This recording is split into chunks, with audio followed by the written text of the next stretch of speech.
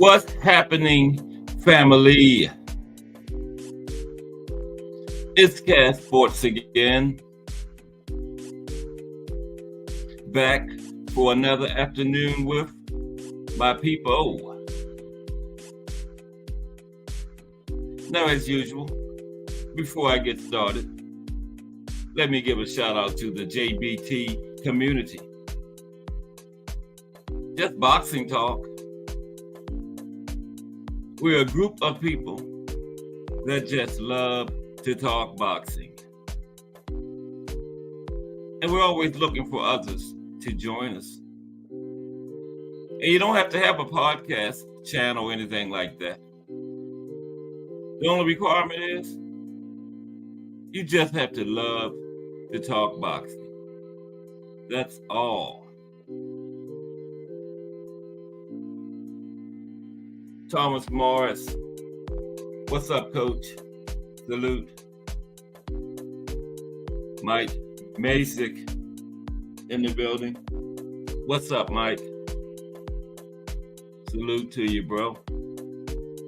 Old school. What's happening? William Old School Rant in the building. Salute. Welcome to another episode of Cast Sports, the History Channel. This is the Friday afternoon edition. Right there at the weekend. How is everybody this afternoon? Everything good? Everything's cool over here. Now that I'm in here with my people. What's up, Gregory Pratt? Hashtag JBT.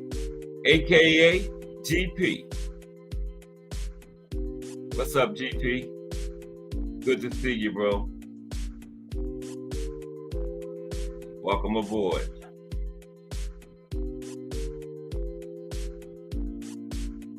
The History Channel. That's right. We're going to talk about, what are we going to talk about? Oh man, I think it's Puerto Rican boxing today. History of Puerto Rican boxing, yeah. And I'm going to have to continue this one more day in the Monday because, you know, we didn't get the United States in there. Got to get us in there. So we're going to do something on the history of boxing right here in the United States Monday. It's a little piece that I did about a couple of months ago. I'm going to run through that again because I did everywhere else. Can't leave us out. Right? And we got 2 cards tomorrow. I'm going to go over the one that everybody's been talking about. That's Jaime Munguia and John Rabbit. Briefly. Hey, y'all hear the latest news I read today that they trying to put together Bam Rodriguez and Ron Francisco Estrada. Yeah. Because, you know, Bam said he was moving up. Where is he? Flyweight. He's moving up to super flyweight, 115, where he's been before. And the belt that Ron Francisco Estrada has, Bam actually had that before. WBC, super flyweight. Yeah, he vacated that and came back down to flyweight, where he is unified now. But yeah, that's a good one. But the only thing, Juan Francisco hadn't fought since the last fight of the trilogy with Chocolatito, which was 2022. But he said he's planning on getting a tune-up in there, which is a no-brainer. You don't want to go in there against Bam after a year off. Plus, Estrada is 33 years old. But if he gets a tune-up and it's under his belt, that'll be a good fight. I'm picking Bam. What y'all think about that? Bam Rodriguez and Juan Francisco Estrada. What you think about that, old school? You like to make your picks and everything on the fights. What you think about Bam and Juan Francisco? I got Bam, Yeah. But a good fight. Definitely a good fight. And Eddie is trying to put that together. I know Bam is with Eddie. I don't know if Juan Francisco is with Eddie. I'm not sure about that. But yeah. So yeah, that'll be another fire fight to add to the schedule for and they're saying around summertime. Bam Rodriguez against Juan Francisco Estrada. I got Bam. Yeah. Who you got, old school? Bam or Juan Francisco? Okay, and we're going to take a look at the fights that's happening tomorrow. We got the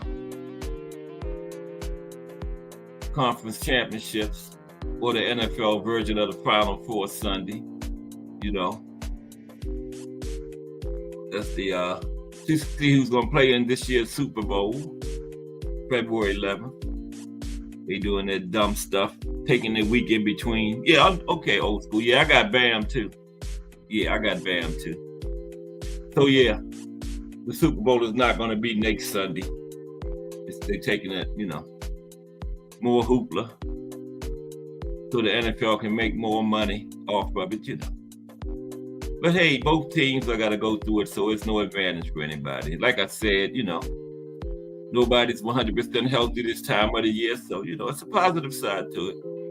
You get to your little nicks and bruises. Plus, the Ravens get Mark Andrews back this week, so that'll be another week for him to heal up and be 100% for the Super Bowl. But they got to win Sunday first. And you know who they're going up against? Kansas City. That boy Mahomes scares me, man. It just seems like he just don't let that team lose, man. What they been in, like 6 Super Bowls? What he been playing, about 6 or 7 years? He's damn near been in the Super Bowl every year he's been in the league. What does he miss, like 1 season in the league before going to the Super Bowl? So he should just let my Ravens go this year, Mahomes. Then you go back next year. Yeah, come on, man. You bet enough times.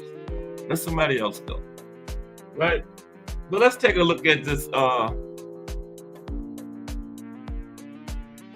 you gonna go to work for a little while, old school? It's still raining down there? Y'all been getting some rain down there, man. Ooh. I think it was raining here yesterday. I can't remember. But let's take a look at the fights that's happening tomorrow before we get into this the boxing about Puerto Rico. But how's everybody doing today? Everybody's Friday going along smoothly. People were supposed to have been coming to do some work on my bathroom, and I was hoping they came this morning when I was at work and my wife was here, but of course they're gonna come in the next couple minutes, like last time they came right at 2 o'clock. As soon as I started talking, here they come knocking on the door. Murphy's Law. They'll be here in the next 5 minutes. Yeah. But it's all good. Forget what you heard. It's all good. I tried to get started about 2:30, let a few more people come in. But I got some heavyweight regulars in here. Gregory Pratt, TP, Old School, Mike Mason, Coach Thomas Morris.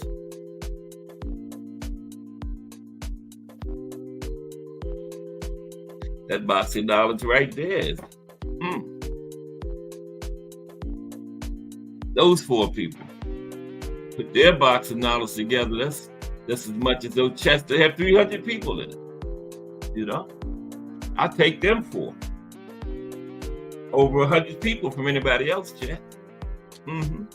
Sure will. Yeah. Or it's stopping the rain, stopping down there, old school good. Man, y'all been getting some rain down that place lately. But yeah, the card tomorrow, the Jaime Munguia John Ryder card has 9 fights. I think it's 5 on the main card, and then we got like 4 rounders, couple 6 rounders, you know, how they do in the preliminaries. But I'm gonna look at the 5 main fights. The main event is, of course, Jaime Munguia and John Ryder.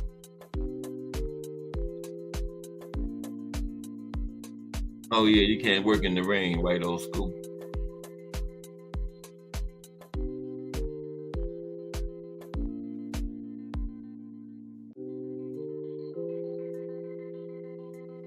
But happy Friday to everybody, by the way.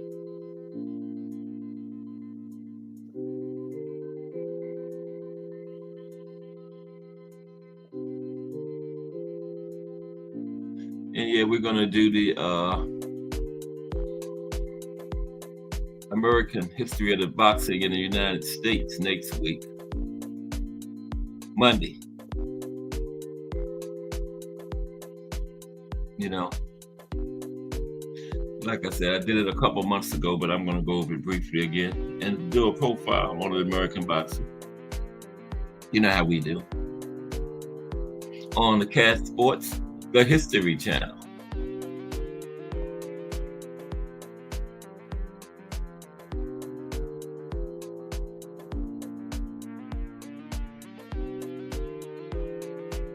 Everybody ready for that Friday night hangout tonight?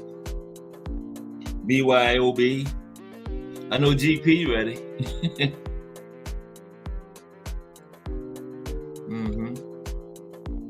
Yeah, but that is a good fight, man. I hope they put that together.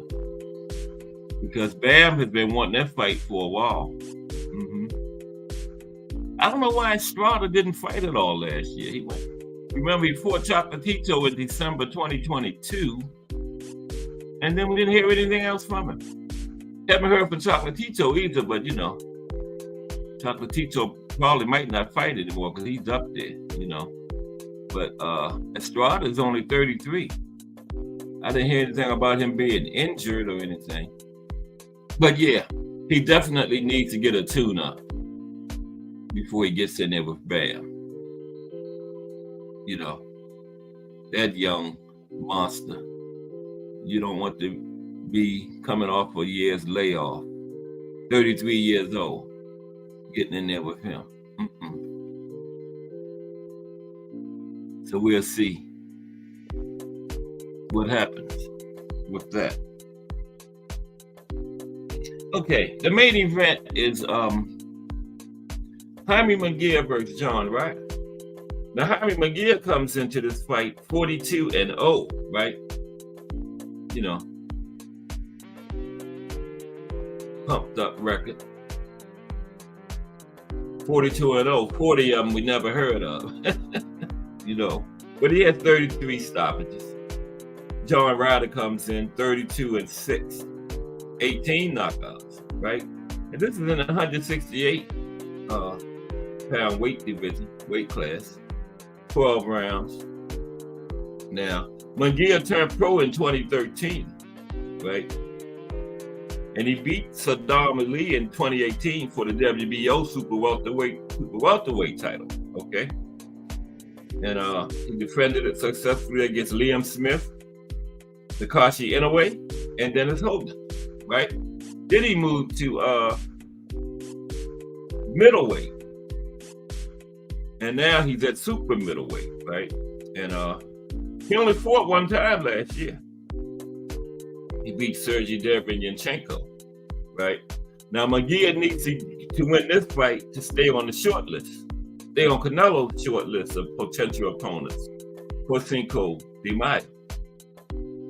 Right now, I heard that Jamal Charlo is the front runner for this spot. But Munguia was one of the people on the short list, him, Bud, Jamal. Right now, it's looking like it's probably maybe Jamal. Okay. But then Ryder, he turned pro in 2010. He's been in there for 14 years. Right? He won the interim WBA super middleweight belt in 2019. Right?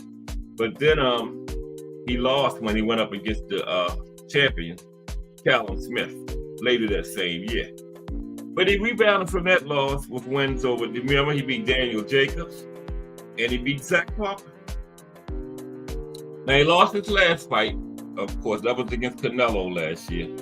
That was Cinco de Mayo last year, wasn't it? I think. Wasn't it? Ryder and Canelo? I believe it was, yeah. Pretty good fight. And that was for the undisputed super middleweight title. And that's been Ryder's last fight. Okay. Now, the co-main is a championship fight. It's in the minimum weight division, 105. And you know, I have never seen a minimum weight fight before. Never. 105 pounds. I guess I'm going to see one tomorrow. Oscar Collazo is the champion. He's defending his belt against Reyneris Gutierrez, right? Like I said, WBO minimum weight strap, 105. And this is Collazo's second title defense. Okay. Do I say okay too much? Miss Cass, I say it after every sentence. I didn't realize I was doing that. Put it in the chat. Do I say okay too much? I didn't even realize that. Miss Cass said I do. But I'm sorry, I don't realize I'm saying it. So I'll try to slow up on the okays, okay? Excuse me. Can't help it. But anyway, this is for, Collazo's 105 minimum weight belt. And this is the second title defense, right? And his previous 3 wins have all come by stoppage, right? So instead of okay now, I'm saying right. Now Gutierrez, he doesn't have that much power. And his last time he stopped somebody was in 2021, like 3 years ago. And Collazo was heavily favored to win this. And if he can win this one, he'll probably move up to light flyweight, which is 108. Because that division is kind of stacked, light flyweight down there in the lower weight class. So that's the co-main. Then we have Gabriela Fundora, sister of the Towering Inferno. She comes in at 12-0 with 5 knockouts. By the way, Collazo is 8-0, 6 knockouts. Pretty good knockout rate early in his career. The guy he's going up against, Gutierrez, is 10-1. Like I said, he's not a knockout threat. So, well, everybody's a knockout threat, but he only has 2 knockouts. Now, Gabriela Fundora, she's 12-0, 5 knockouts. She's going up against Christina Cruz, 6-0. This is for Fundora's flyweight, 112. IBF, right? 5'9", fight that 112. I think she's 5'9". I know her brother is 6'7", right? 154. She's 5'9", 112. I wanted to see that weigh-in. Let's see how she looked, you know. Okay, she's 21 years old. 40 years younger than Cruz. Christina Cruz, the lady he's fighting, right?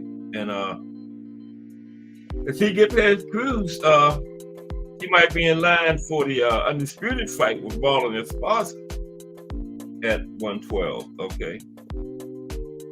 And that should be easy to make because both of them are Oscar, both of them fight for Oscar, okay?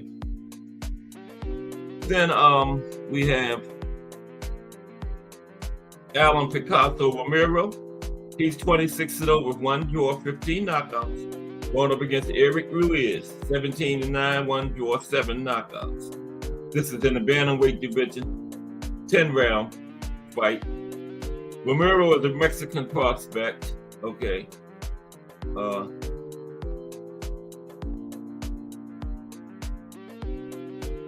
8 consecutive stoppages. 23 years old. He's expected to make short work of Ruiz, who's lost 4 out of his last 5 fights. Okay.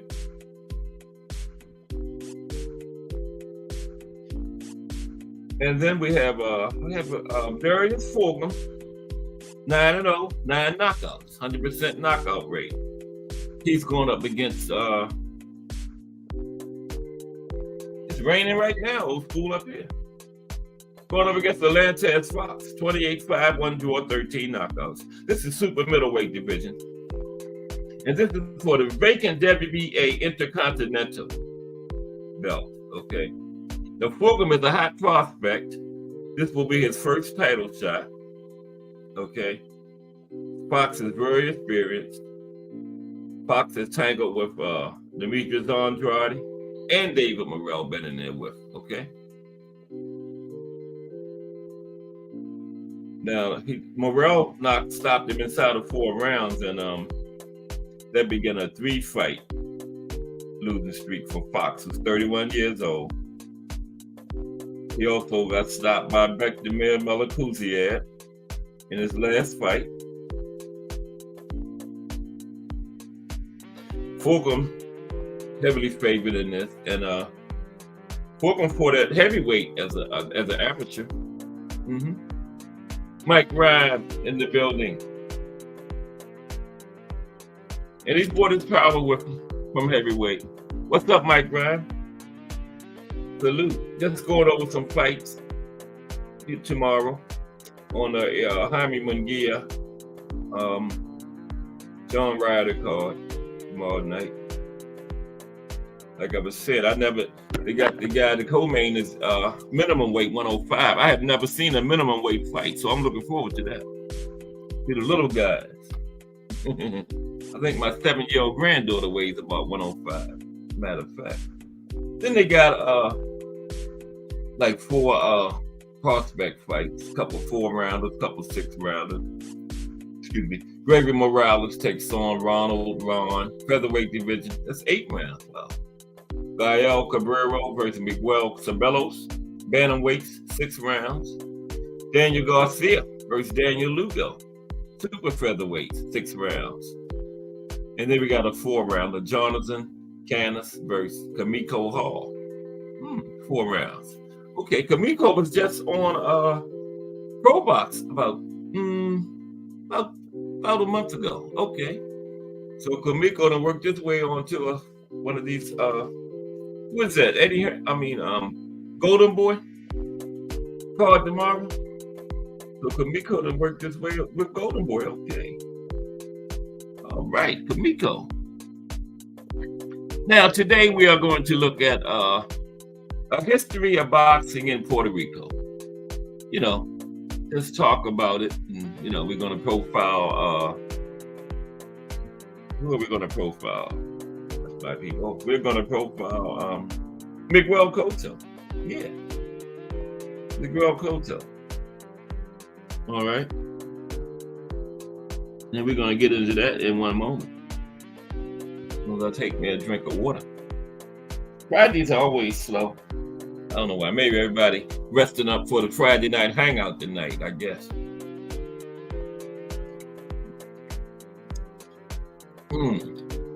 And that's not water, by the way. It's a cooler today. It was really water yesterday. Okay. Waiting on the people to come and work on my bathroom. I was hoping they would come this morning when my wife was here. I was at work, but of course they're going to come right in the middle of my show. Murphy's Law, right? Okay. History of boxing in Puerto Rico. Try to drop the link later on today too. And yeah, talking about making Bam and Juan Francisco Estrada too. Good fight, man. Like I was saying, though, Estrada needs to get that tune-up in because he hadn't fought since 2022. Remember, the 3rd fight of the trilogy with Chocolatito. So no, don't go in there. I think Bam's gonna win anyway, but don't go in there off of a year's layoff, Juan. Please don't do that. Not with a monster like Bam. Just ask Sonny Edwards about Bam. The Boxing Menu Podcast in the building. Salute to the Boxing Menu Podcast. Another fire channel. He's thinking about starting a show. Add to this fire JBT lineup. Had a brain lock for a minute. I was like, is it JBT? Yeah, it's JBT. Yeah, man. We look forward to adding a fire channel like the Boxing Menu Podcast in that lineup. So that may be coming in the near future. We will keep you abreast of developments. But salute to the Boxing Menu Podcast. Welcome to another episode of Cat Sports, the History Channel. Okay, let's start talking about Puerto Rico. And Monday I'm going to do America, history of boxing in America. Okay. I don't know who I'm going to do the profile on yet. I did Rocky Marciano before, but I might do him again because it was a pretty good profile about him. I really liked it. And I kind of cut it short. So this time I'm really going to, I think it's going to be Rocky, profile on Rocky Marciano. History of boxing in the United States, profile on Rocky Marciano, life and career of Rocky Marciano, The Rock, Monday. Okay, don't miss that. Okay. Now, I can't put that cooler down. That thing is good. It's Friday. I'm off tomorrow. Okay.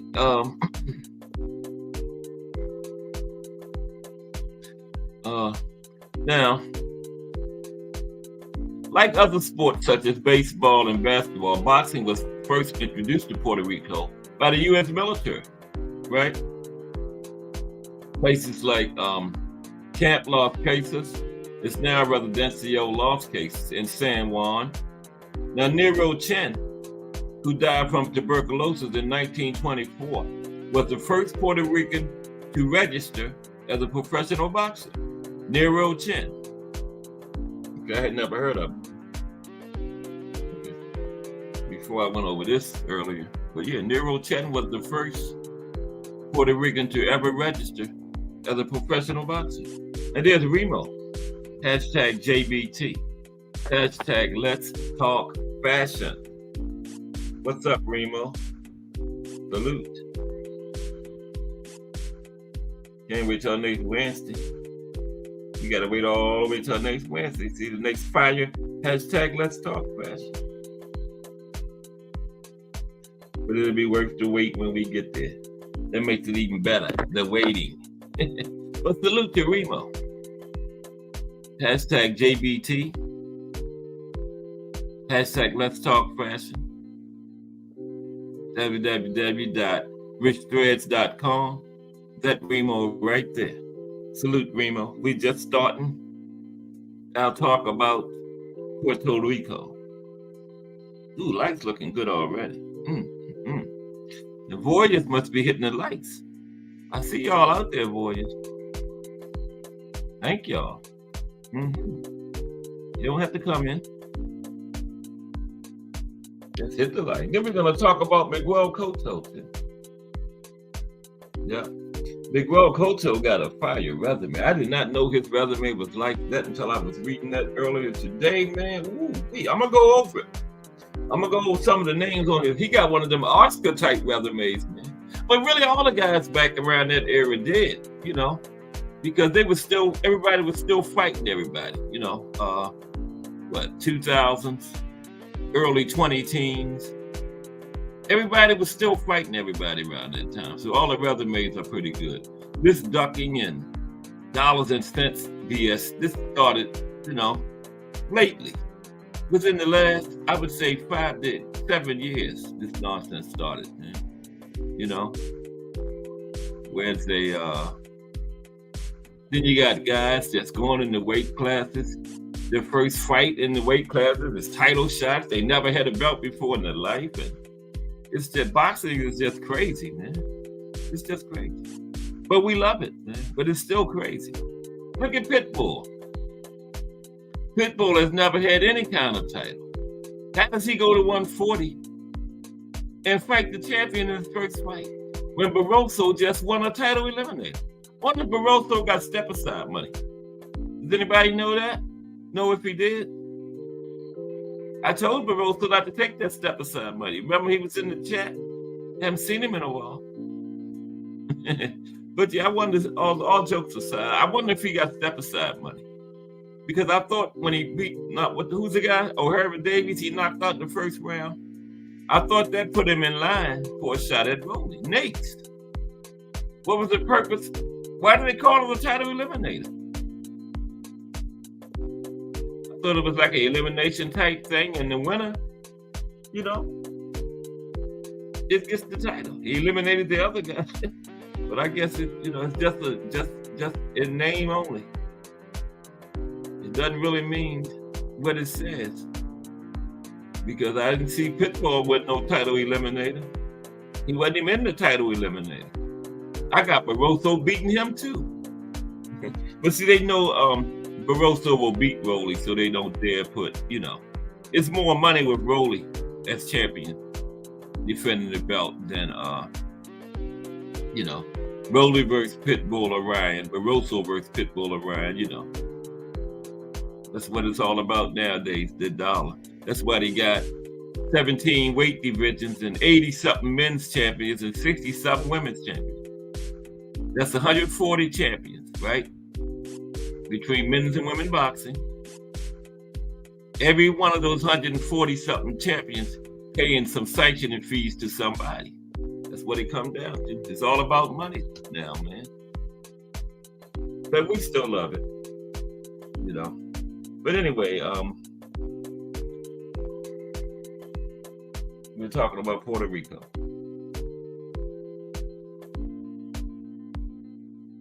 Okay.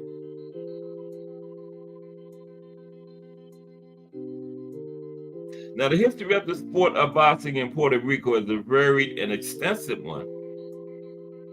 Now, boxing is a major sport in the Caribbean country, and the sport has produced many champions for the island, both in the amateurs and professional ranks, and among men and women fighters.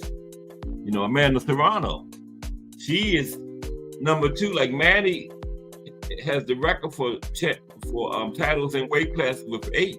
Amanda's right behind him with 7. Okay. Puerto Rican boxing. Yeah. Men and women fighters. Now, prestigious boxing publication, Ring Magazine, has considered Puerto Rico as, pound for pound, the best boxing nation in the world. I thought it was Mexico. But yeah, Puerto Rico is up there. Make a very good argument for that. For Puerto Rico being the best boxing nation in the world. As of 2023, there were 13 Puerto Ricans inducted into the International Boxing Hall of Fame. I had them listed here. Okay. 13 Puerto Ricans in the International Boxing Hall of Fame. Yeah. Oh, here they are. Carlos Ortiz. He went in 1991 because it just opened in 1990, remember. Carlos Ortiz went in 1991. He was my best Puerto Rican boxer of all time. Cash Sports, Carlos Ortiz was. Okay. Wilfred Benitez went in 94. Wilfredo Gomez went in 95. Jose Torres, Sixto Escobar, Evan Rosario, Pedro Martinez, Joe Cortez, Herbert Hardwick, he fought back in the 30s. Felix Trinidad, Hector Camacho, Mario Martino, he was a writer, boxing writer. They go in the Hall of Fame too. And Miguel Cotto, who we're going to do our profile on today. Those are the Puerto Ricans, 13 Puerto Rican fighters that's currently in the International Boxing Hall of Fame. And you know, we got plenty that's going to follow.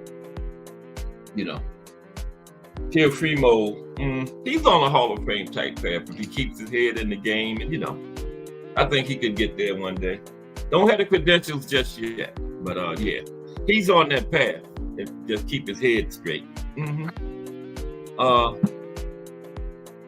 I would say that young guy would have a shot, but he's still just prospect level. You know what I'm talking about. I can't even think of his name. Look a little bit like Hector. Lonnie Lee, what's up, Lonnie Lee? Salute. Lonnie Lee, hashtag JBT in the building. It's Friday. Lonnie Lee is off for the weekend. Congratulations. Me too, Lonnie. I got me a cooler sitting in front of me already. Might graduate to something heavier later on. Well, salute to Lonnie Lee. Okay, let's get back to our article, our show. Now, those were the 13 Puerto Rican fighters that's in the International Boxing Hall of Fame, okay?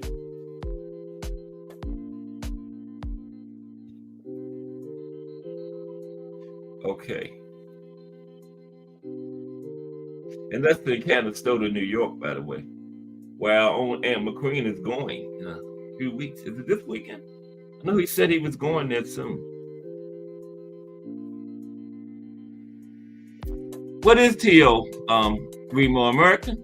I thought he was like, had a Puerto Rican background, right? But I guess he, you know, yeah, that's true. You're right, Remo. Doesn't he have like a Puerto Rican background or something? T.O. Primo, Edgar Berlanga, but Edgar ain't going to no Hall of Fame though. Nah. The old school says he believes that. Yeah. Ooh we are gonna get 30 likes today. We got 20 already almost. Ooh wee. Old school says Cass. I believe that Isaac Cruz stops Rolly. Rolly is very limited in skills, in the skills department, and with Pitbull, you have to have the skills along with power to keep Pitbull off. Rolly lacks the skills. Yeah, that's true, old school. That's true. Yeah, Xander Zayas, Remo, that's who I was trying to think of, yeah. Xander Zayas, thank you. I got Rolly, old school. He's gonna have a hellacious height and reach advantage, man. And he has power, man. And Pitbull gonna have to work his way inside. And he might get clipped coming in, you know. Because Rolly, he has one punch and knockout power now. It ain't like he gotta wear you down and all that. He can clip you with one shot and get you up out of there. I mean, he ain't got tank type power, but he is capable of doing that, man. And, you know, he's going to have a huge height and reach advantage over Pitbull. And that might be the difference. You know what I mean? Pitbull is not a tank, you know. Pitbull don't have that many boxing skills itself, old school. You know what I mean? You were saying Rolly don't have no skills. Pitbull is not too much better, man. Now, come on now. We're talking about Pitbull, remember? He is not too much better in the skills department. He just put his head down and come forward. That's all I've seen him do, you know. Remember Tank broke his hand on top of his big head, big hard head. But I got Rolly right now, old school. Yeah. Going into it. But, you know, we'll see. But the good thing about it, we're going to see it. You know what I mean? We're going to see it. Pitbull has been, old school says, Pitbull has been fighting bigger guys his whole career. Watch some of his old fights and you will see what I'm saying. Did you see his last fight, old school? He shit the bed. Bad. Came close to losing. You know? So, Pitbull ain't nothing to write home to mom about, man. You know? So yeah, I'm going with Rolly. You said, have I seen some of his old fights? I saw his last one. I saw his last one when he damn near got beat. Okay. I saw that. I don't have to go no further than his last fight. He almost got his ass whipped. You must didn't see that one, Old School, did you? So yeah, Pitbull ain't exactly what I call a skilled boxer. Now let's move on. But yeah, I got Rolly in that one right now. Yeah.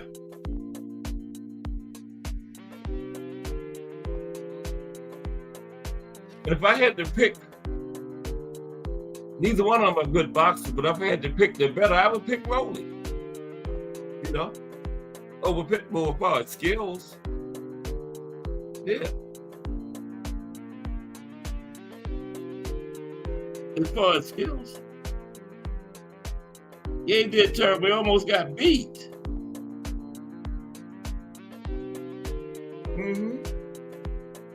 If that guy had had a little bit of power, he would have probably knocked Pitbull out. Because Pitbull couldn't hurt the guy, man. He couldn't hurt him. But Rolly might not have no chin like. But Pitbull, I wouldn't be surprised if he stopped Rolly. Old School. I wouldn't be surprised at all. Because you're right, Rolly is lacking. Big time. Big time, Old School. Big time. But what is that, March 30th? I think. And that's the co-main, right? That's shaping into a pretty good card. But I'm not paying $90 for it, though.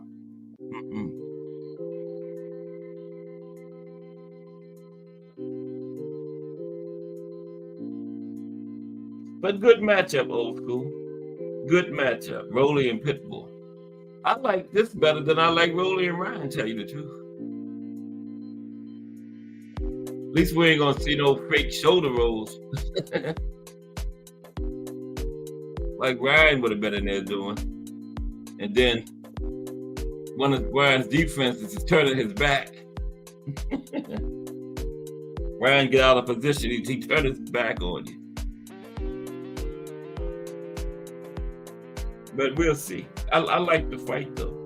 I really do. Now, I lost track of where I was at. Old School.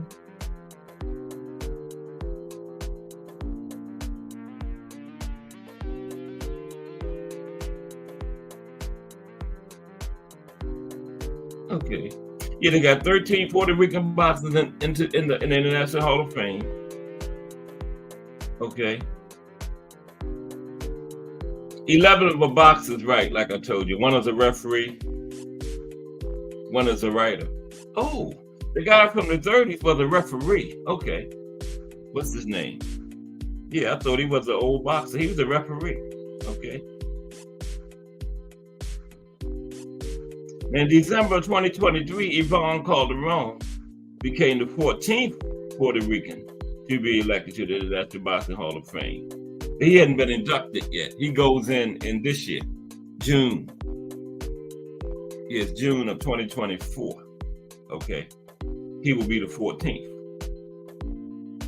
The boxing in Puerto Rico is overseen by the Puerto Rican Boxing Commission, whose president in 2021 was Jorge Colon. Now, what's it, the WBA, where is that at? Is that in headquarters in Puerto Rico? Anybody know? Philippines, somewhere. I can't remember. I think the IBF, one of them is in New Jersey. WBC is in Mexico. WBA and WBO. I'm not sure. I used to know. Okay, the beginning of boxing in Puerto Rico.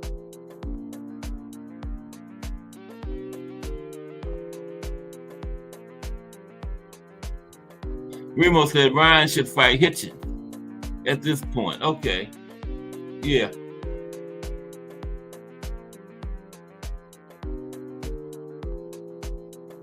Hitchens, where's Hitchens at? Hitchens at 140, yeah. I thought Hitchens was fighting Catterall. And the winner would get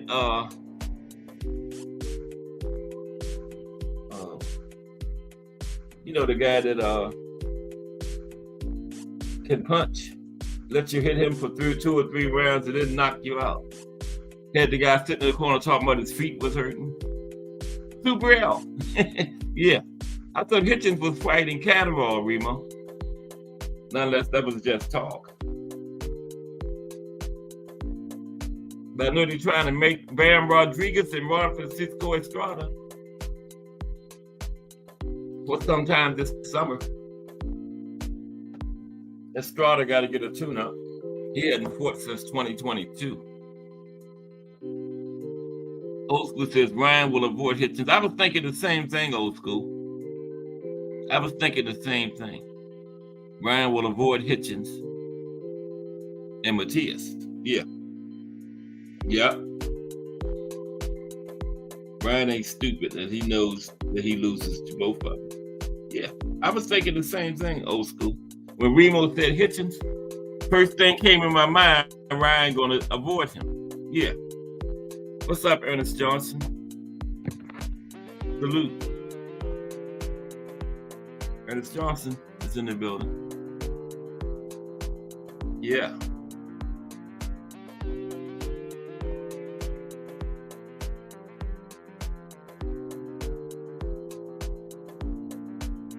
Yeah. Founded in the United States in 1921 by 13 state representatives as the NBA in 1962. It changed its name to the WBA in recognition of boxing's growing popularity worldwide and began to gain other nations. Yeah, it became the that was the old WBA, right, Ernest? NBA, yeah.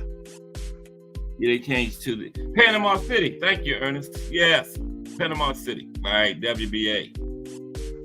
And the IBF is in New Jersey, right?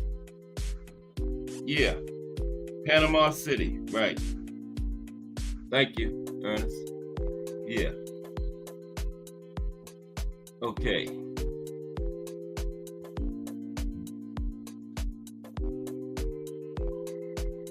Yeah, like I was saying, boxing was introduced in Puerto Rico by the U.S. military.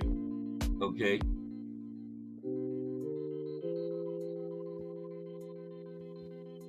That's where that's how it got started. Now, from Wilfredo Gomez to Vasquez, the island has been a school for some of the best fighters in the world. Okay. With just over 4 million inhabitants that are often against the ropes, Puerto Rico does not seem at first glance to be an island home to a quarter of the world's best boxers, but it is. 53 Puerto Rican boxers have won world titles.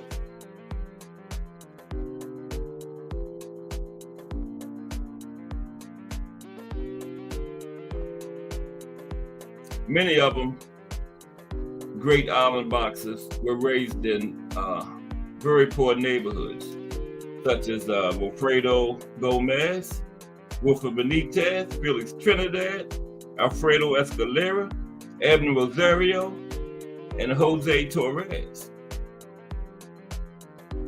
Wilfredo Gomez is considered one of the best boxers in the history of Puerto Rico. At one point in his career, he had 15 knockouts in a row.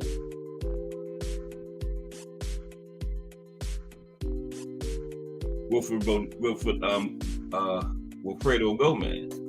I picked him as my #1 Mexican fighter of all time, by the way. BN Boxing News. Now, that's the IBF, right? BN Boxing News in New Jersey. Yeah. Now, the only one is with the WBO. Where's the WBO at? Philippines? No. It might be. WBC is Mexico, but salute to BN Boxing News. Mexico is the WBC, like Ernest said, the Panama is the WBA, Panama City. The IBF is in New Jersey. And the WBO, where's that at? Bruce Gas in the building. What's up, Bruce Gas? Boxing, jazz, and more. Wow, it's 2:57 already. Time flies when you're having fun. In here with my people on a Friday afternoon. Got 2 cards coming up, because you know it's a card for Northern Ireland tomorrow also. And NFL football on Sunday to see who plays at this year's Super Bowl. I got the Ravens and the 49ers. I hope. But Kansas City got that guy named Patrick Mahomes, man. And you can't never count him out.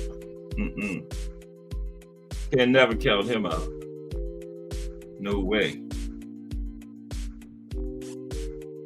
Now, Wilfredo Gomez also defended his title 17 times, right? And he has the longest record of wins by knockout in history. Okay. Some consider him the best lightweight ever. Okay. When he passed through that division.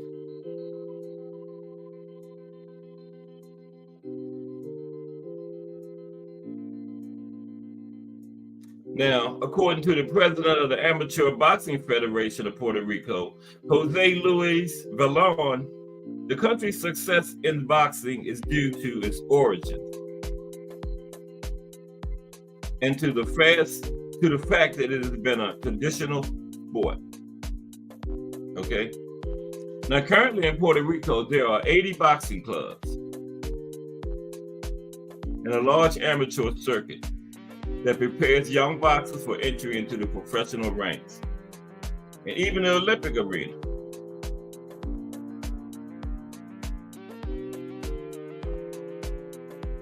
The island has 9 Olympic medals to its credit so far. Puerto Rico. We still haven't figured out where the WBO is headquartered at. Okay, old school. Be careful. Yeah, the WBA is in Panama. WBO. I gotta know. Let's take a look.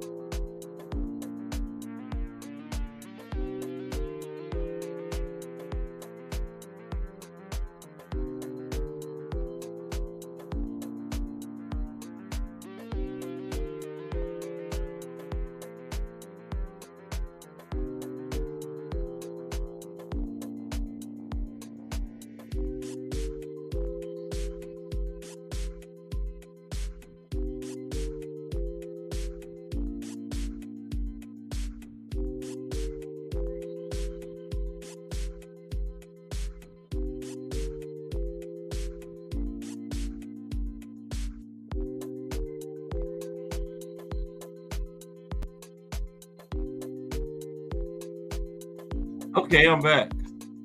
Something happened and everything went out for a minute there.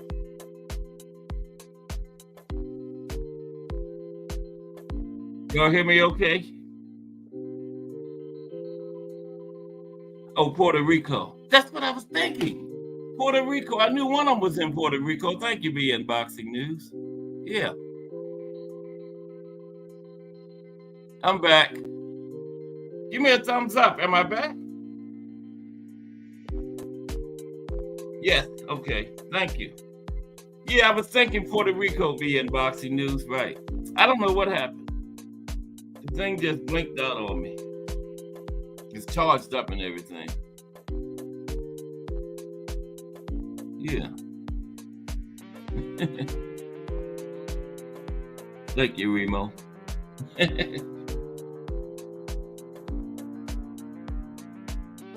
I better do like Jay. Go over there and talk to the neighbors about sharing the Wi-Fi with them. Wow.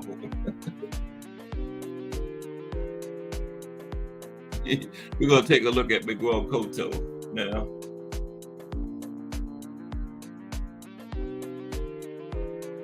Now,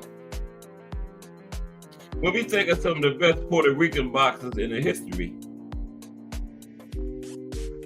you got to think of their heart, fighting spirit, and flair in their style. Okay. This is precisely what Miguel Cotto had, right? All the tools in the box to make a successful career in arguably the toughest sport, boxing. Cotto had an exciting career, and his style developed over time, right, over the years, and he adapted to each opponent he fought against. Now, in Cotto's early career, he was just a typical come-forward pressure fighter, but he developed over the years into a beautiful boxer puncher with refined skills and approach. You know, he developed over the years. Now, Miguel Angel Cotto Vasquez. He was born October 29th, 1980.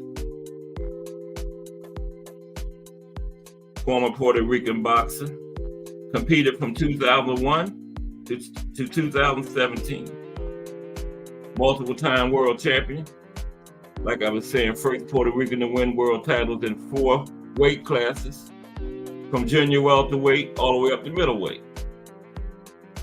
And he has a fire resume.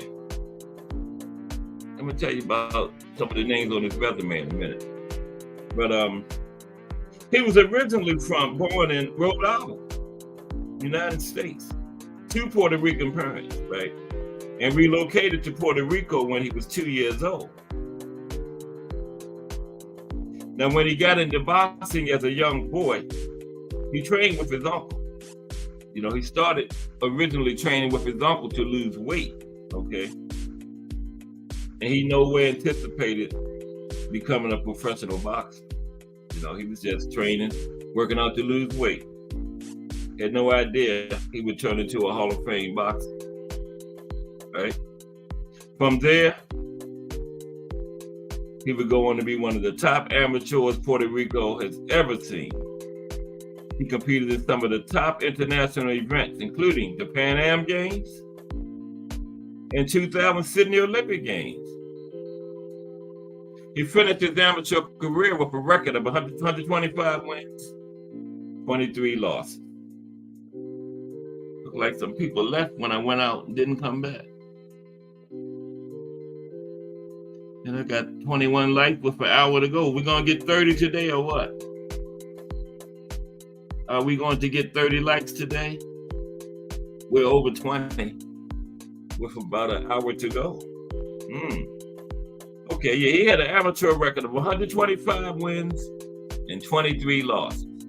Not bad. Okay. Then from there, he returned professional to live out the expectations and dream to become a world champion. However, he had a bad car accident very early in his career. almost saw his career cut short. Okay. His right arm was broken in 9 places. Doctors told him at that time it would take him 1.5 years to recover. He defied all odds and returned to the ring ahead of schedule, showing the determination he had to get back in the ring. He returned to continue the impressive form he started out showing.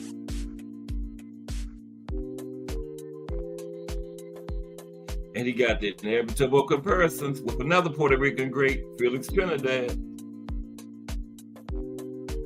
And he was selected as the one to take the mantle from him. Now, as he progressed throughout his career, he fought anyone you could think of in his era. Okay? Check out his resume. This would be a good time to read it. Okay.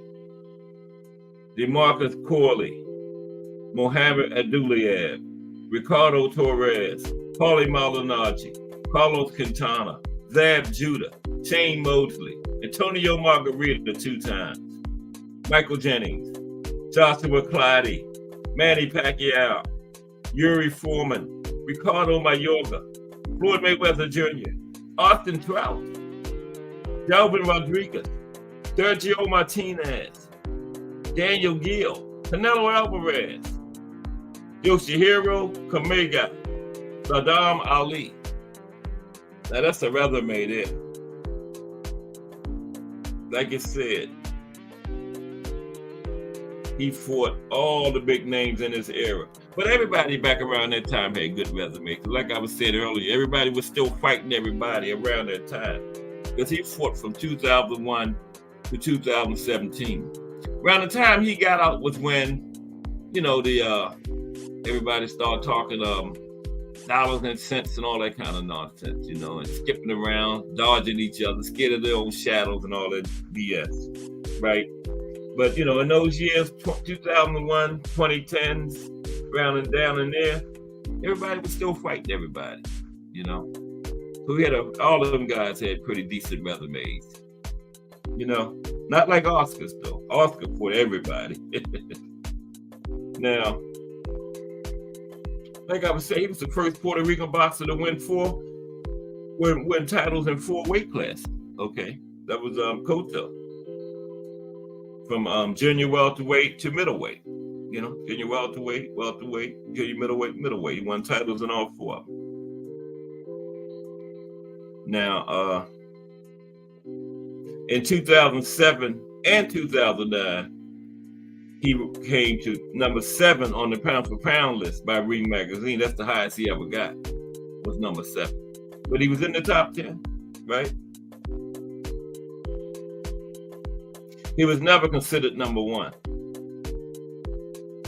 Although he did challenge himself against the who's who of his era, you know, and beat a lot of them too.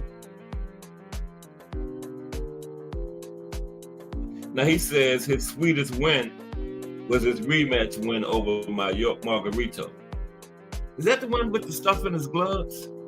Right? That had his face all bloodied and beaten up. Wasn't that Margarito? And he said his sweetest win was his rematch when he beat him, you know. Now, let's take a closer look at his boxing style and the elements which made him so successful. Cotto's boxing style. Now, Cotto had a very much a changing style, and he progressed throughout his career, like I was saying. Okay. Now, as an amateur, he was known for being a slick out-puncher boxer with brilliant footwork. But as he turned pro, in his early career, he adapted to the professional game by being a far more aggressive pressure fighter, looking to land big punches, body shots, and knockouts. Okay? Now, however, as the opposition stepped up for Cotto, he would leave himself in some vulnerable situations and get hit far too much. Looking to fight back instead of punching or using footwork to get out of the way, it was the moments when Miguel was hurt but still continued to fight, which made boxing fans respect him. Got him a lot of respect for fighting like that. Now, when he started working with Emanuel Stewart and Freddie Roach, that's when he really turned into the calculated boxer puncher. Should have always been, right?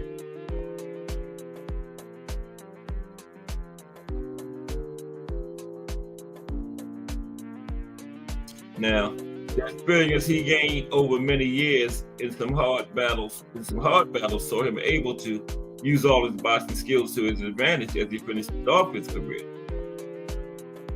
Okay? Any fight he was in, he was a tough encounter for any opponent. He could adapt and change his approach to whatever was in front of him.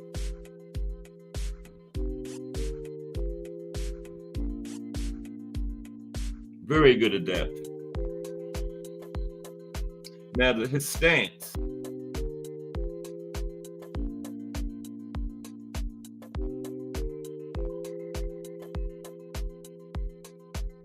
He had a high guard textbook stance. Now, when he was at mid to close range, he would keep his guard in a high position, ready to block incoming shots. But he would also leave his strong lead hand ready to jab or throw lead hook. Okay? Now, while the right hand would just be in front of the chest, ready to catch shots, block hooks, or return fire, his chin would also be tucked. Kept the lead foot in line with the rear heel, shoulder width apart, while his weight would be evenly balanced on both feet, as he would like to change from attack to defense, using a bounce step.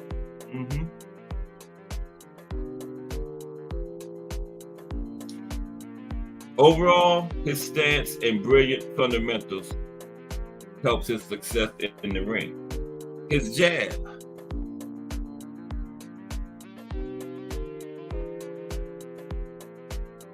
Now, you know, as the old saying goes, the jab is the most important punch in boxing, okay? The jab is the most important punch in boxing. And the jab is clearly what helped Cotto be so successful. He would use his jab to help push back his competitors to the ropes so he could set up his combinations, or use his famous left hook. And he had a nice left hook. It also helped that he was left-handed, right? Fighting out of an orthodox stance, okay? So that jab, you know, his lead hand, using the jab, he was really left-handed, fighting out of the orthodox stance. You know, all left-handers don't fight out of the southpaw stance, and all right-handers don't fight out of the orthodox stance. So him being really left-handed really helped him. Helped his jab, because that was his lead hand. Okay, it made his punches much more heavier and more dangerous. The fact being left-handed, fighting out of the orthodox stance.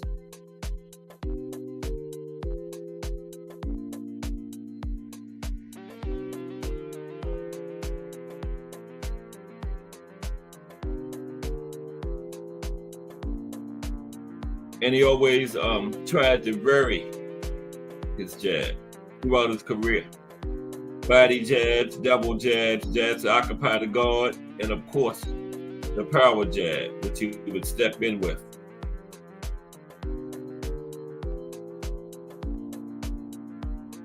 Okay, rhythm.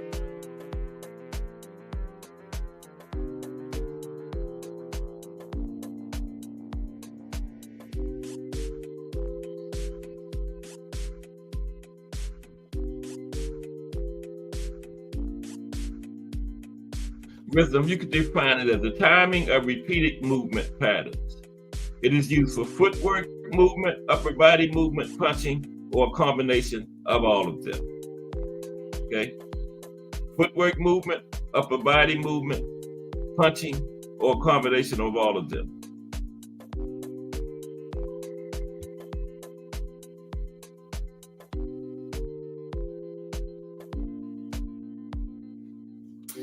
Cotto used footwork, feints, upper body movement, and punches to control his rhythm. Now, rhythm takes time to develop, and Cotto developed his throughout his whole career, fine-tuned it as he progressed through it. He would do this a lot through things like level changes and foot feints, pressure fighter and stance.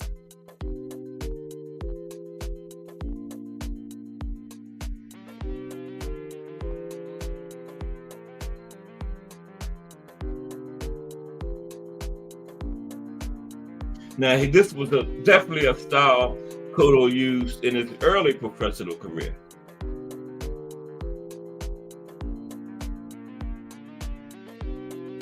This is something that a lot of young fighters do as they build up their records. Cotto was no different. Early in his career, he primarily used his jab to push back opponents to the ropes before setting up his power shots and combinations, which would get through more often than not. But when he got an opponent hurt, he wasn't about rushing, okay? He took his time, edging closer and closer with his feet. So he would then be in line in the best position to throw those powerful shots to get his opponent out of there. Oh, excuse me for a minute. Excuse me for one moment, please. Stop ringing. Stop ringing.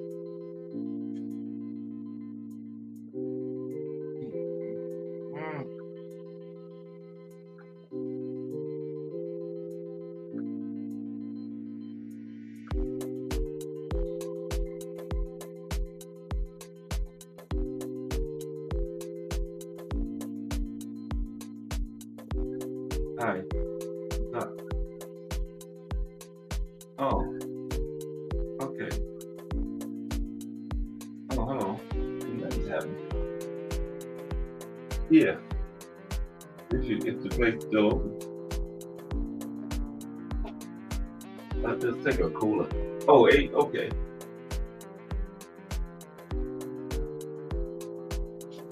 Okay. Yeah, just give me a cooler. Okay, bye. Okay, bye.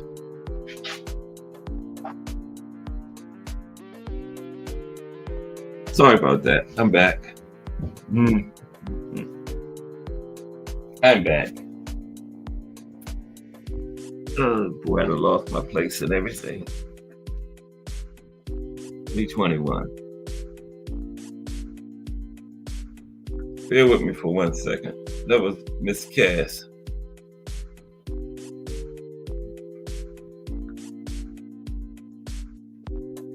I done lost my place and everything.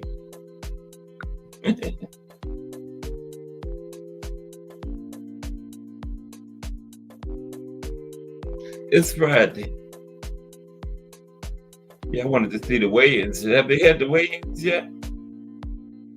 I wanted to see the 5'9" Tower Inferno sister. She's fighting at 112. She got to get down to 112 today. 5'9", 112 pounds. He's 6'7", 154, right?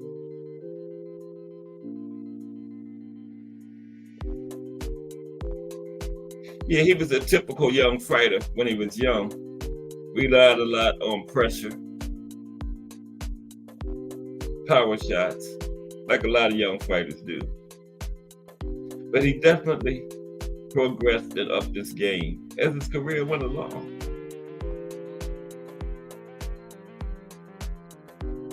had a potent left hook. Without a doubt, his favorite punch was his left hook, right? Big left hook.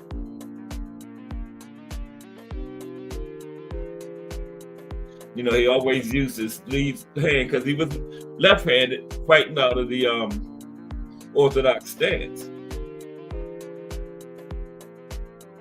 So that made his lead hand even more effective, right? And he would always use his strong lead hand to get himself into position to throw his left hook.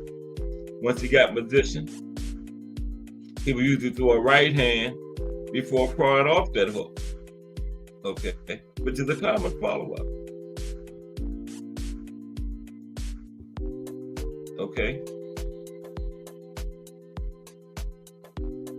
Because the transfer of weight the right hand forms adds more power to the left hook.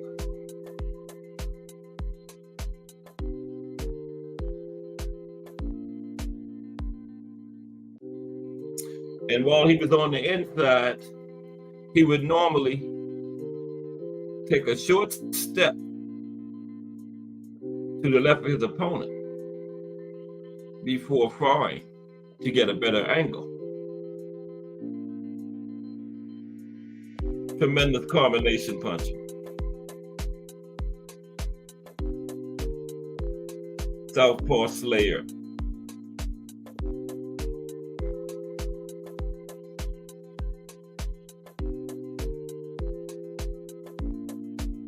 Good footwork.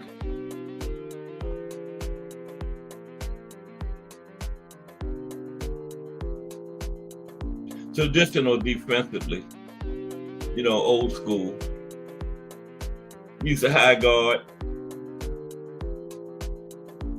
High guard and footwork was his main line of defense, you know. Old school defensive fighter.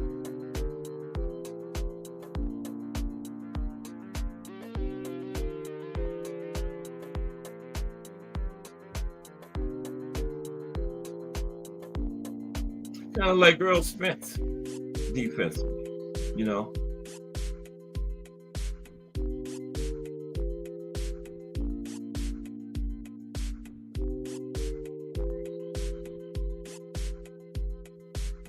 Good boxer puncher. Miguel Cotto.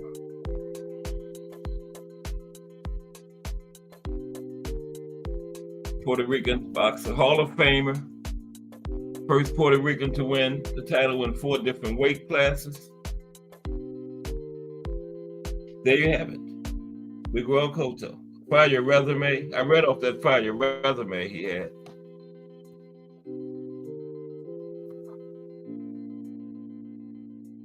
A who's who of fighters that fought in his era. You look at that: Floyd, Canelo, Manny, Shane Mosley. He always said the win over Margarito in their second fight was his best win. You know, because Margarito was the one they caught with the stuff in his gloves, wasn't that Margarito? Had Cotto face all bang busted up, but Cotto got in the second time. He said that was his most satisfying victory. And Monday we're going to look at the history of boxing in the United States, and look at the Rocky Marciano as the profile, the real Rocky, not no movie character. Okay, the real Rocky. And we got time to drop the link today.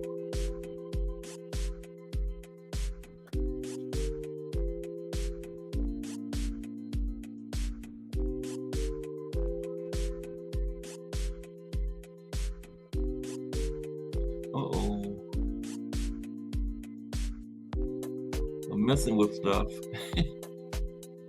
Let's run the whole screen go out again.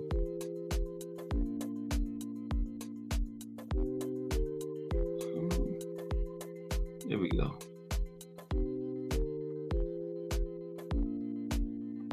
One more time. Here we go. Okay, I'm going to drop the link in because it's 3:30. We got a half hour to chop it up. Yeah, next week I'm going to, the United States and Rocky Marciano.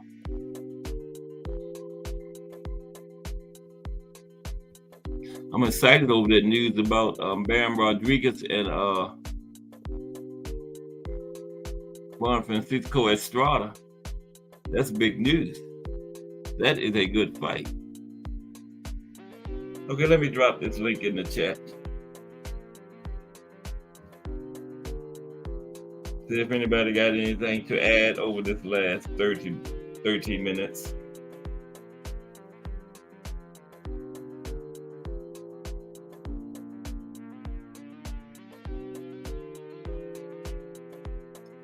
Is everybody ready for the Friday night hangout? Got your drinks and everything ready? I done already started. Something light right now. It's Friday. These people were supposed to come work on my bathroom today, but it's 3:30. It's getting late in the day. I don't know if they're coming.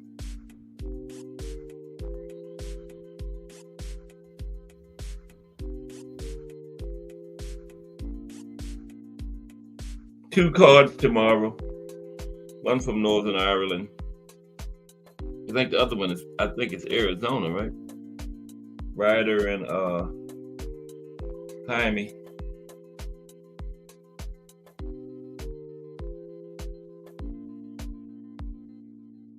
Haven't seen Thomas Hill in a couple of days.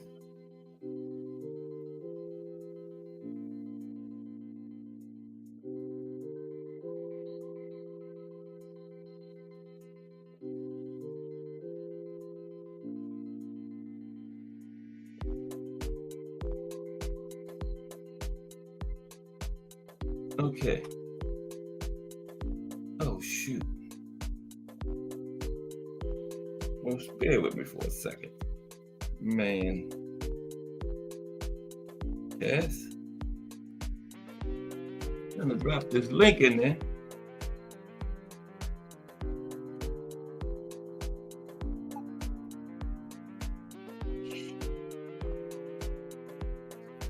I think I hear rainfall.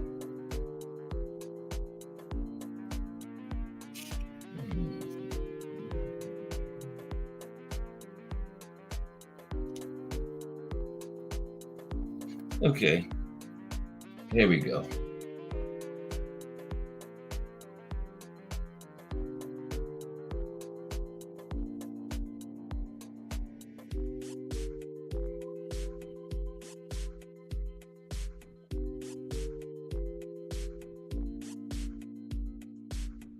Here we go.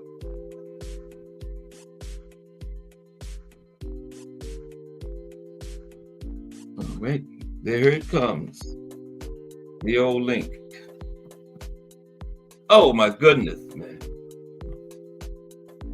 Oh, I thought I had blanked out again.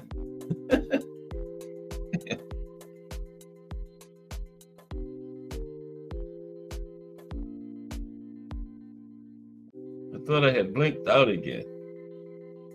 There we go. All right. So how's everybody Friday afternoon going? Got 30 minutes left from Cast Sports, the History Channel. Just Do Boxing is next, The Voice. Friday night hangout at 8 o'clock. Because 8 plus 8 equals the hangout. Big sports weekend. Boxing, NFL football, conference championship round virgin. We got the Ravens and the Chiefs and the Lions and the 49ers.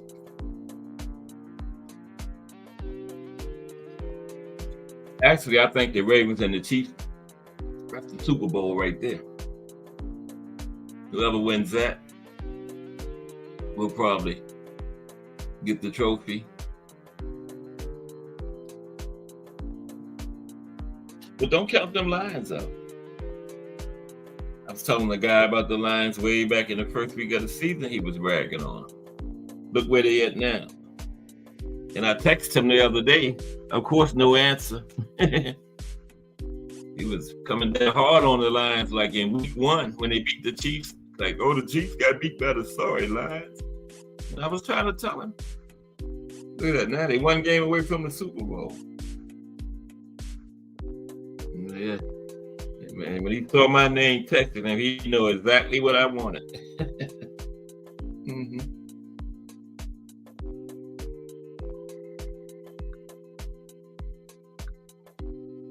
But anyway, the Chiefs are not a good, they don't defend the run that good, and the Ravens are just about the best running team in the NFL, so that's probably going to be the difference in the game.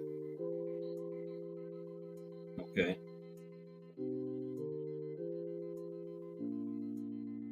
Tim Zoo versus Keith Thurman. Let's shape it up to not be bad.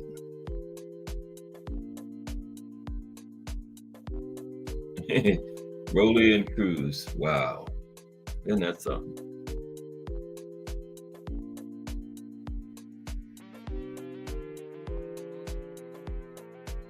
Oscar is a joke, man, and Golden Boy.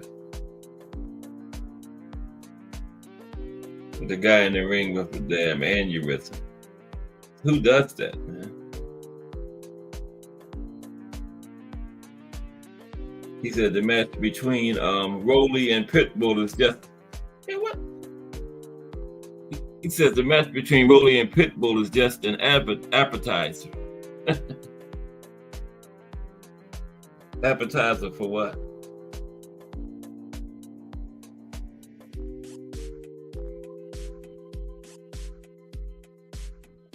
Rolly only got 1 loss. That was to Tank, of course. Rolly only had 16 fights. He's got a pretty good knockout rate too. 13 knockouts in 16 fights. That's not bad. Where's old school at? He was talking that Pitbull nonsense. But old school left, yeah. That's up in the 80s, I believe, 13 knockouts in 16 fights. Of course, he lost to that, what was that guy, Marinez? They gave it to Rolly, yeah. He lost that fight. Yeah, that was a gift decision. Got my usual 22 likes. Started out good.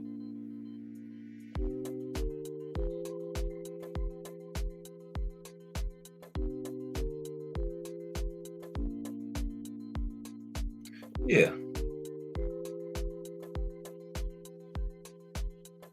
Ryan, to me, is limited, man. As soon as he gets in there with somebody like a Matias, a T.O., Devin, even Jose Ramirez, he's losing. He can't beat any of those guys, man. No.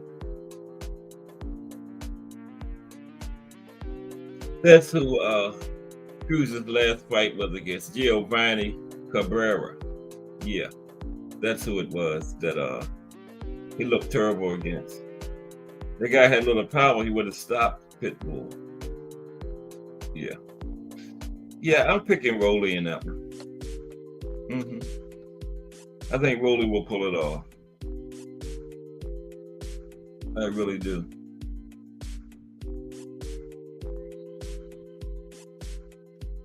When was this boxing? They had a fight. Eric Bazignon stops Godoy in Montreal. Now, when was that?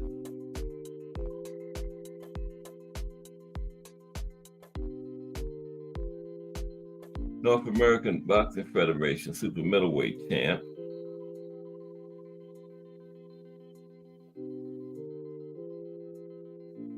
I don't know when this fight was, but man, it didn't say. It did not say.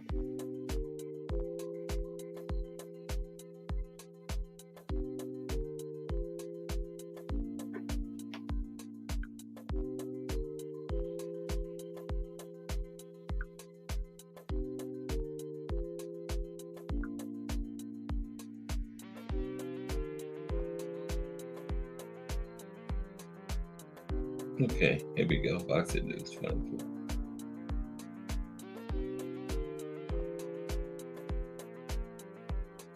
Oh wow. So now Jamal has vacated the WBC. That's who Fedor is fighting Bohachuk. I think that's on the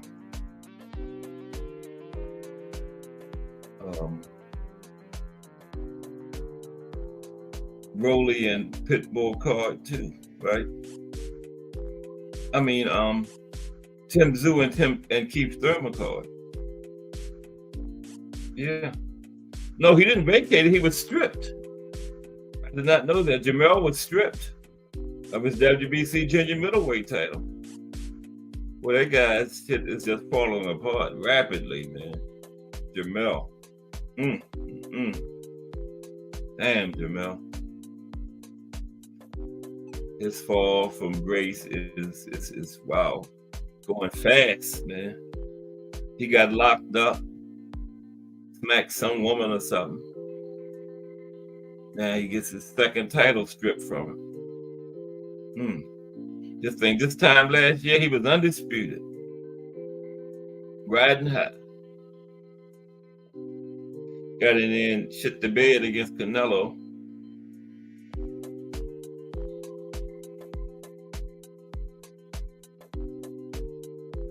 Yeah. So Sebastian from the Tower Inferno Fedor and Sergio Bohachuk is fighting for the WBC junior middleweight title. So now all those belts are going to be spread all out. When we had undisputed, now how come Canelo never gets stripped? The man, two of the man's last 3 fights have been against guys that never even fought in his division, that he's undisputed in, but he never gets stripped. I believe this it's not right, but it's true. Canelo can do it. People say he earned the right to do what he wants to do, and he's doing whatever he wants to do, and getting away with it. Nobody cares. But everybody else gets stripped and carrying on. It's crazy. But he's Canelo. Manufactured Canelo.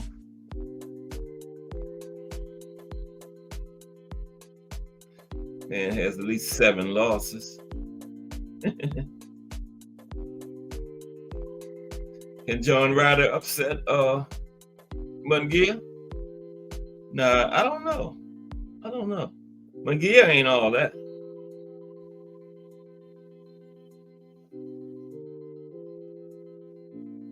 He's 40 and 42 and 0, and 40 of them people we never heard of.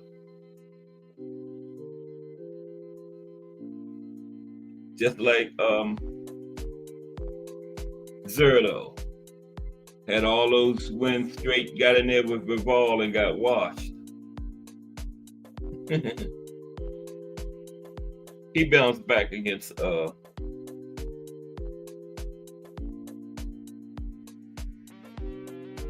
he went to cruiserweight. Was it Joe Smith? And beat him. All right.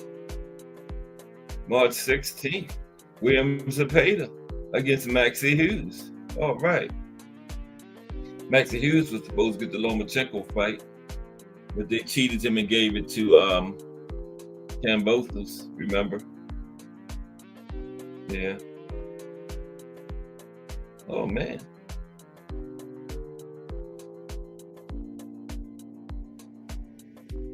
And it says the winner of Zepeda Hughes will be a mandatory for the IBF and WBA lightweight titles. That don't mean shit, man.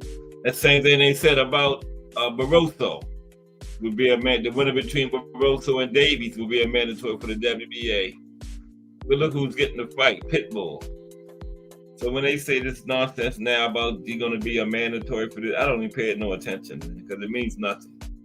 It means nothing. Whoever wins they'll still bring somebody from another weight class who's never fought there and get him the title shot. So that's just talk, man.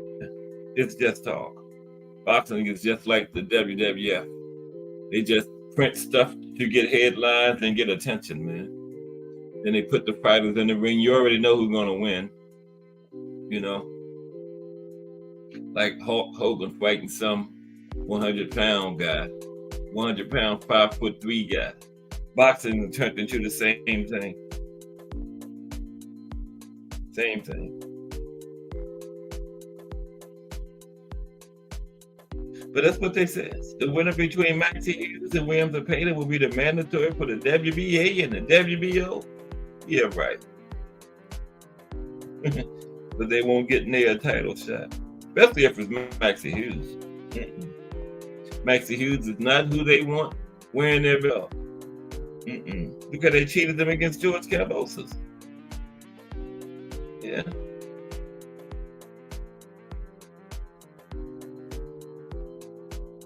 Yeah. He washed George Kambosos. It was like 10 rounds to 2.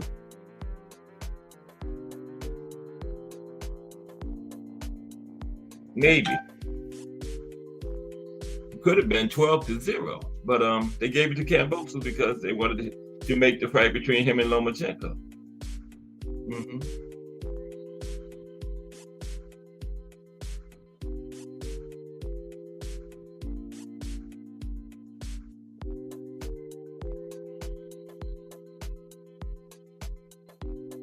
Lomachenko and Shakur, that's what I want to see.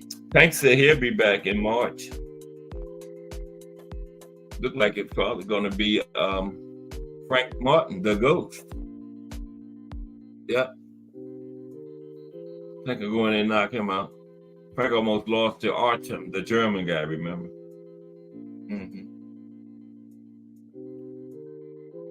Remember that? Now he's fighting Tank, I think, to face the boxing.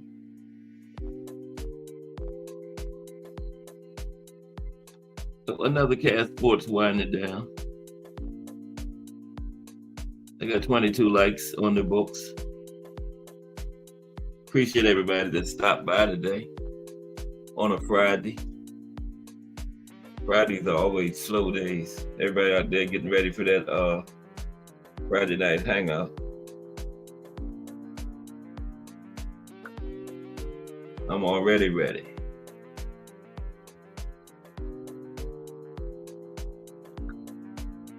And we're getting better Biev versus Bivol. I got Bivol in that one.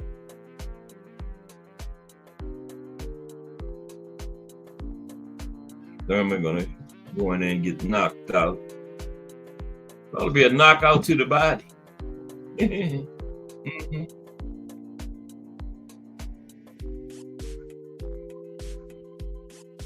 Yeah.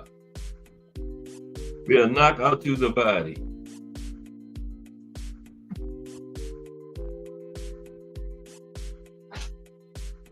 Okay, excuse me for a minute. Don't look like I'm gonna get them 30 likes today. It was a good talk.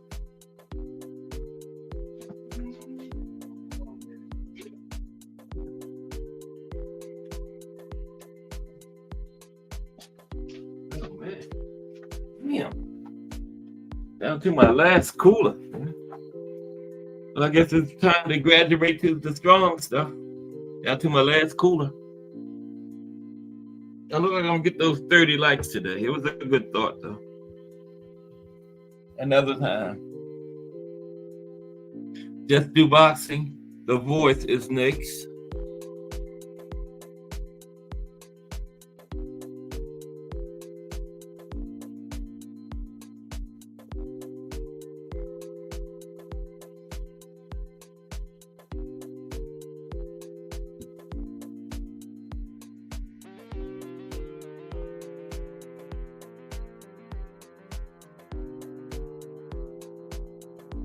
Stay hardcore, 8 o'clock. The Friday night hangout coming up tonight.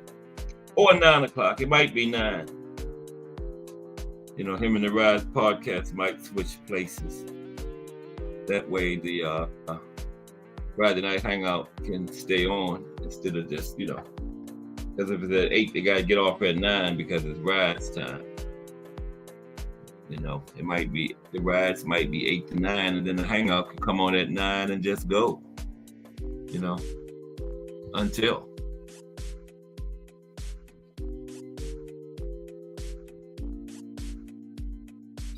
Just keep rolling.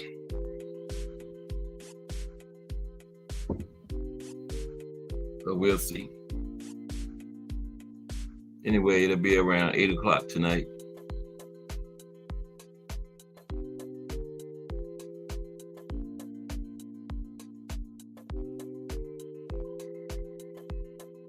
And I'll be back Monday.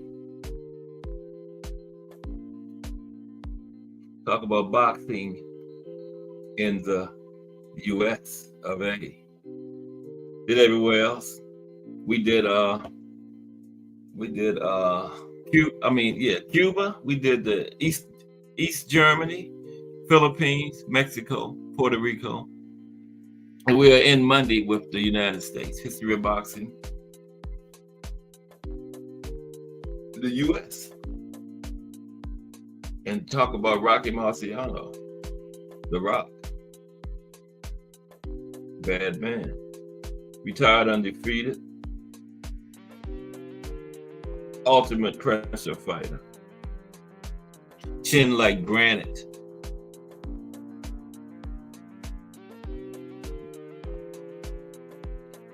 Jersey Joe Walcott had him leading on all 3 cards. Rocky caught him with something in the 13th round. Put his lights out.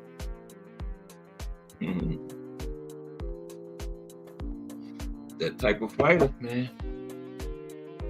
Where you got to be perfect.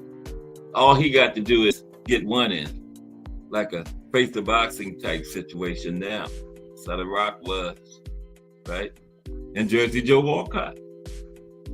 He was good for 13 rounds. But that 13th round, The Rock got that one in, and that was all she wrote. And he's going to be the profile Monday. Rocky Marciano. Yep.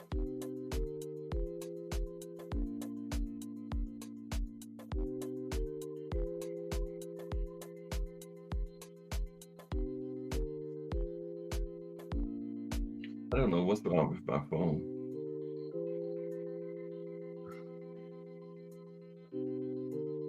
YouTube then took 2 subscribers away from me. I was at 631. Now I'm back at 629. That's crazy. I did not get it. They take subscribers away. They take likes away.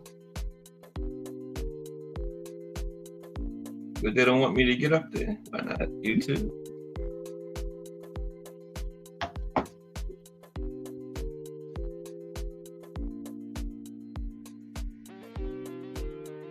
Okay. Another episode of Cast Sports, the History Channel, is going into the book. Okay? In the building today, though, Bruce Gas, Boxing, Jazz, and more. BN Boxing News, Ernest Johnson, Lonnie Lee #JBT, Remo #JBT, The Boxing Menu Podcast, Mike Rhyme, Gregory Pratt #JBT, Old School, Mike Basic, Coach Thomas Morris, and me, Cast Sports. I'm always in the building. Appreciate everybody. I'll see y'all tonight in the Friday night hangout. I done already started. So I should be well along my way by then. Okay? Just do boxing next. Cast Sports. Everybody have a good weekend. See y'all later. I'm out.